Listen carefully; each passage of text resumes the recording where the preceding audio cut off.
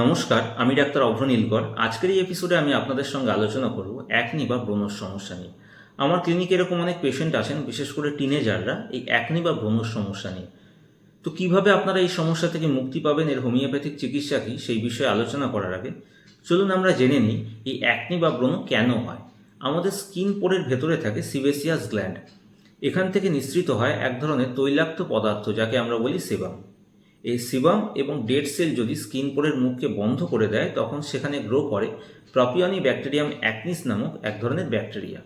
এই প্রপিওনি ব্যাকটেরিয়াম অ্যাকনিস এক ধরনের গ্রাম পজিটিভ ব্যাকটেরিয়া, যেটা আমাদের স্কিনের ওপরে থাকে। তবে যদি কোনো কারণে সিবাম এবং ডেড সেল স্কিন পোরের মুখকে বন্ধ করে দেয়, তখন সেখানে এই প্রপিওনি ব্যাকটেরিয়াম অ্যাকনিস অতিরিক্ত মাত্রায় গ্রো করে এবং এই অতিরিক্ত গ্রোথের কারণে আমাদের ইমিউন সিস্টেম কী করে, চেষ্টা করে এই প্রপিওনি ব্যাকটেরিয়াম অ্যাকনিসকে ধ্বংস করার। ফলে সেখানে কি হয়, ইনফ্লামেশন হয়, জায়গাটা ফুলে যায়, ব্যথা হয়। একেই আমরা বলি অ্যাকনি বা ব্রণ।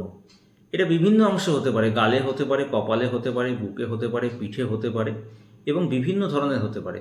Black heads, whiteheads, papule, pustule, cystic, nodule, এরকম বিভিন্ন ধরনের। তো ব্রণ বা অ্যাকনির যদি সমস্যা হয়, সেক্ষেত্রে হোমিওপ্যাথিতে বিভিন্ন ওষুধ আছে, যেরকম pulsatilla, kali brom, calcarea phos, calcarea carb, natrum mur, sulphur, thuja, বিভিন্ন ওষুধ আসতে পারে লক্ষণ অনুযায়ী। তবে আজ আমি আপনাদের বলবো একটি মাত্র হোমিওপ্যাথিক মাদার টিংচারের কথা, বারবারিস অ্যাকুইফোলিয়াম মাদার টিংচার। 10 ফোঁটা করে berberis aquifolium mother tincture half cup জলের সঙ্গে মিশিয়ে সকালে রাতে খাওয়া দাওয়া করার 10-15 মিনিট আগে আপনাকে সেবন করতে হবে অন্তত 1 মাস।